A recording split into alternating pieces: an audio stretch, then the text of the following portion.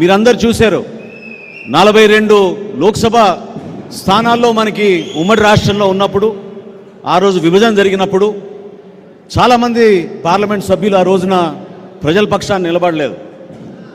వాళ్ళ వ్యాపారాల్లో వాళ్ళ స్వార్థాలు కొన్ని సందర్భాల్లో తెలియకనో తెలుసో చాలా పొరపాట్లు జరిగిపోయినాయి ఆ రోజు విభజన చట్టంలో. ఆ మార్పులు తీసుకురావాలి, సరిచేయాలి, మన రాష్ట్రానికి మేలు జరగాలి, మనం కూడా అభివృద్ధి చెందాలి, చక్కటి ఎయిర్పోర్ట్లు రావాలి, మనకి పోర్ట్స్ రావాలి, ఇన్ఫ్రాస్ట్రక్చర్ మనకి రావాలి, కేంద్ర ప్రభుత్వం నుంచి నిధులు తీసుకురావాలని ఆ రోజున పవన్ కళ్యాణ్ గారు ఆలోచించిన విధానం ఈరోజు 2 సార్లు లోక్సభకి ఎన్నికైన బాలశౌరి గారు మన పార్టీలో చేరడం నిజంగానే దానికి పునాది వేసినట్టు అవుతుందని నేను భావిస్తున్నాను.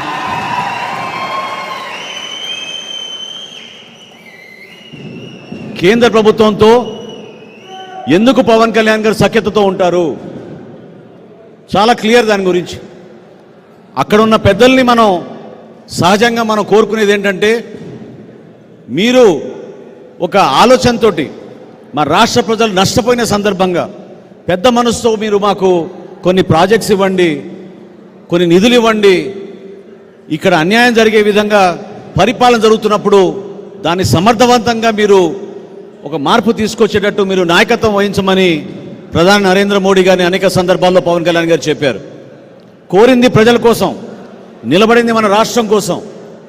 మన హక్కులు ఏవైతే ఉన్నాయో మనం ఒక ఆంధ్రప్రదేశ్ రాష్ట్రంగా ఈ రోజున ఆ హక్కుల మేరకు మన ప్రాంతాన్ని అభివృద్ధి చేసుకోవడానికి బలమైన నాయకత్వం మనకు అవసరం. పార్లమెంట్లో ప్రతి ఒక్క తెలుగోడు గర్వపడే విధంగా మన పార్లమెంట్ సభ్యులు నిలబడాలి. దానికోసం మనం జాగ్రత్తగా ఒక మంచి టీం ఏర్పాటు చేసుకుందామని పవన్ కళ్యాణ్ గారు తీసుకున్న నిర్ణయం.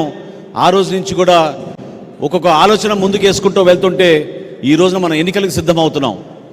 బాలశౌరి గారి గురించి మీ అందరికీ తెలుసు. మొట్టమొదటిసారి నేను ఆయన్ని 2003లో కలిశాను. 2004లో ఆ రోజున తెనాలి నియోజకవర్గం లోక్సభ కూడా ఉండేది. తెనాలి లోక్సభ నుంచి ఎన్నికైన తర్వాత నేను అక్కడ శాసనసభ్యుడిగా ఆ ప్రాంత అభివృద్ధి కోసం కలిసి పనిచేద్దామని మేము కూడా ఒక ప్రణాళిక సిద్ధం చేసుకుని ఒక ప్రయత్నం చేశాం. కొన్ని కారణాల వలన చేయలేకపోయాం. కానీ ఆయన మరొకసారి 2019లో ఎన్నికైన తర్వాత మచిలీపట్నం లోక్సభకి ఆయన చేస్తున్న అనేక అభివృద్ధి కార్యక్రమాలు ప్రజల దగ్గరికి ఆయన తీసుకెళ్లిన విధానం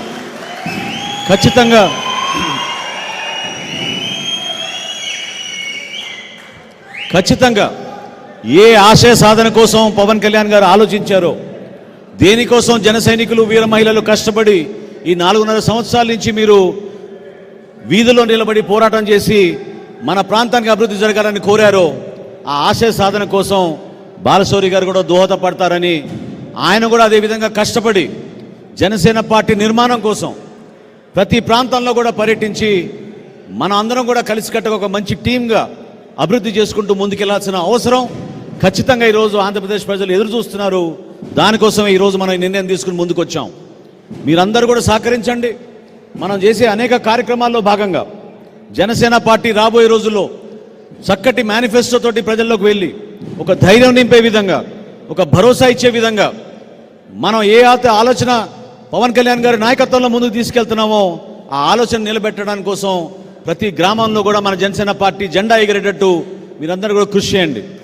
బాలశౌరి గారిని మనస్ఫూర్తిగా నేను స్వాగతిస్తూ రాబోయే రోజుల్లో మీరు అనేకమైన సేవలు మన రాష్ట్ర ప్రజలకు అందించాలి.